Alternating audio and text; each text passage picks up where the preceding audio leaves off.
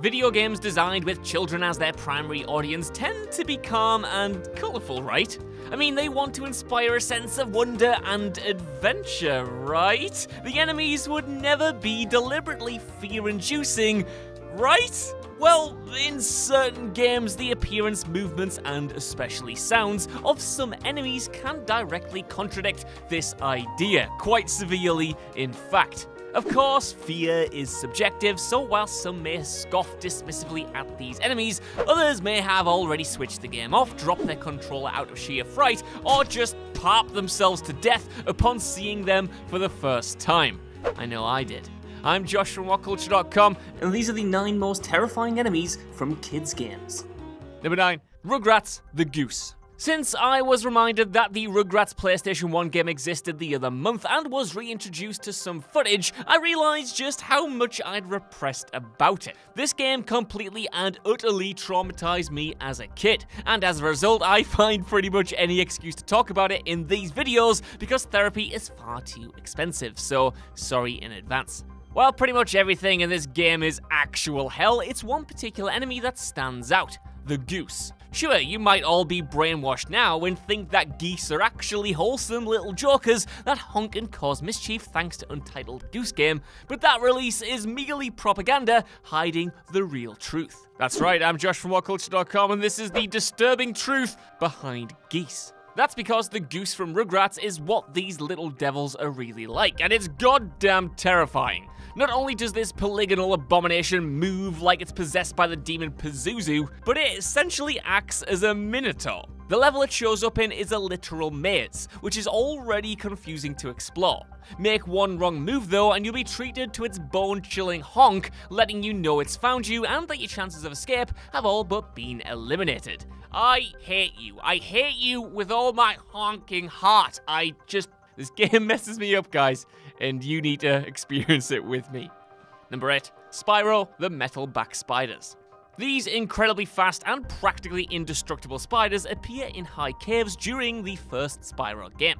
Unsuspecting players relying on the main character's usually reliable flame breath and charge attacks will find themselves unable to inflict any damage on these bad guys. The moment Spyro first enters the creature's territory, the metal-back spiders will swiftly pursue the little scamp and use their long pincers to whittle down the player's health. You have to use either a supercharge or a fairy's kiss to destroy them, which is admittedly easier said than done. Even worse, you can possibly encounter these enemies at the beginning of high caves, depending on the route you take, meaning neither of these solutions may actually be immediately apparent to the player, who may expect this enemy to be yet another easy obstacle to overcome. Also, did I mention they're spiders? That should have been enough. You shouldn't have even needed the rest of the persuasive argument. That alone makes them worthy of a spot on this list. Number 7. Star Fox 64, Andross. Andross appears as the final boss of Star Fox 64 and is the archetype of a power-hungry mad scientist. He first emerges as a disembodied head and a pair of hands that attacks the crew, which, along with his chilling laugh, is already unsettling. However, as the fight progresses and the player inflicts a certain amount of damage upon Andross, his outward appearance will disintegrate to reveal an even more disturbing second form, which is essentially just a floating brain with some eyeballs attached, which, if you ask me, is the worst kind of brain. Despite losing most of his matter, his resolve does not weaken throughout the entire fight, no matter how much damage the player inflicts upon him. It is also revealed that Andross has created other dangerous experiments, such as bioweapons of mass destruction, indicating his twisted intelligence, which apparently is just what the Doctor ordered, a villain who is not only smarter than you, but looks like this. Number 6, Super Mario Odyssey, Moray. Mario games are normally associated with bright colours and fun platforming, and for the most part, this is an accurate depiction of them. However, Mario always has enemies to face, which can normally be beaten by jumping and crushing them to death. Moray is an exception to this rule though. Similarly to the other eel enemies in the series, not only is it immune to attacks, but this iteration is complete with razor-sharp teeth and speed as it launches from its lair to devour Mario. Moray completely demolishes any false sense of security the player may have had about exploring the calm and serene underwater scenery. This encounter also teaches players that no matter how accomplished they might be at the game, there are still enemies that they physically cannot beat. Number 5, Odin Sphere. Geists? Or is that Geists? I'm gonna go Geists. As expected of an action RPG, Odin Sphere's enemies increase in level and strength as the game progresses. The player first encounters Geists during the final chapter of the first protagonist, Gwendolyn's story, in the netherworld filled with restless dead. Within the story of the game, these enemies are defined as being the souls of people who committed atrocious crimes while alive. They have been sent to the netherworld to face eternal torture and torment for their actions and have a single-minded hatred of the living. That sucks for you though, and it means they attack the player ruthlessly and use their thrashing limbs and swift movements to inflict damage, before then darting away. The netherworld seems to have a seemingly infinite supply of these guys though, and they all rush the player at once. Even worse, they represent what the characters could become, depending on their actions of course. These enemies, who have been deliberately stripped of their humanity and face eternal damnation, act as a warning for each of the main characters. Number 4, Etrian Odyssey 4, The World Map Dragons. Dragons can be an impressive threat within any video game, but within Etrian Odyssey 4, this enormous enemy first appears unexpectedly.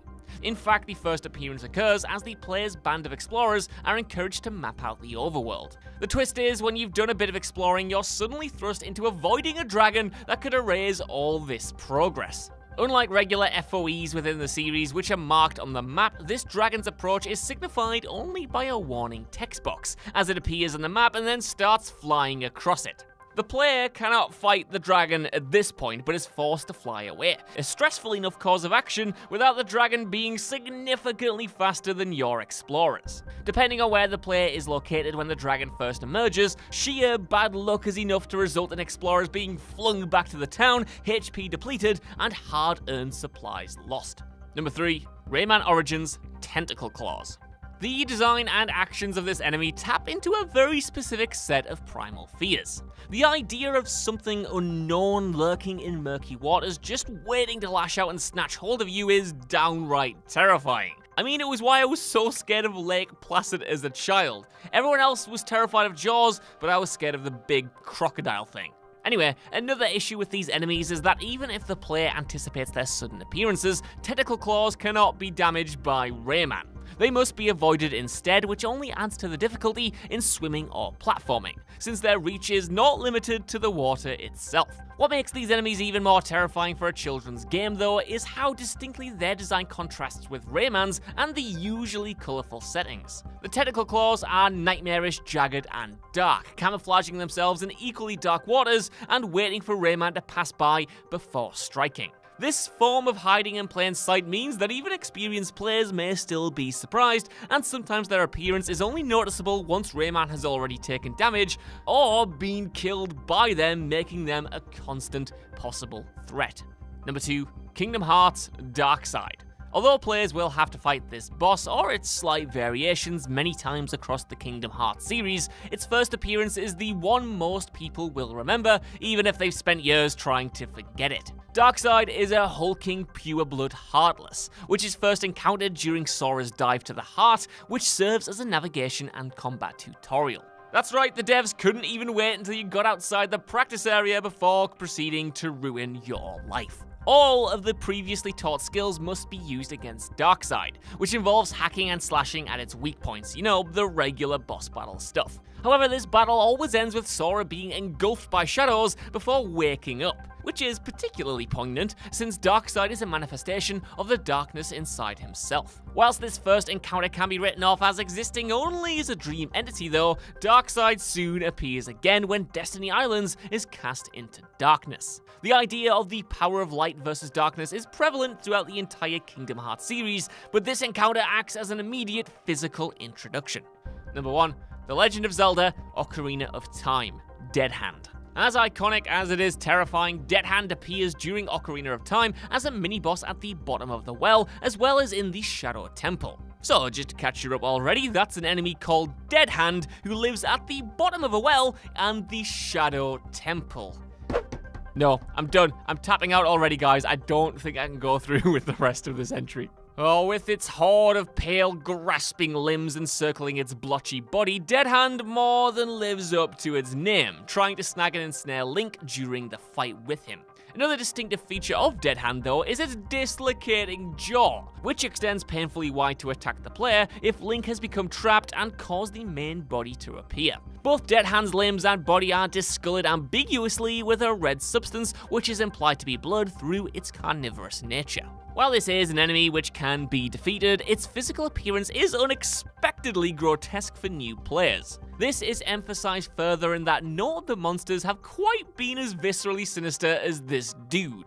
Dead Hand clearly strategizes how it will trap and consume Link as well, which means it's smarter than you and may have already successfully done this same dance with other people in-game. And this is particularly evident through how the villagers in Kakariko Village actively avoid the bottom of the well. Therefore, players may need their own Triforce of Courage before they consider fighting this enemy for the first time.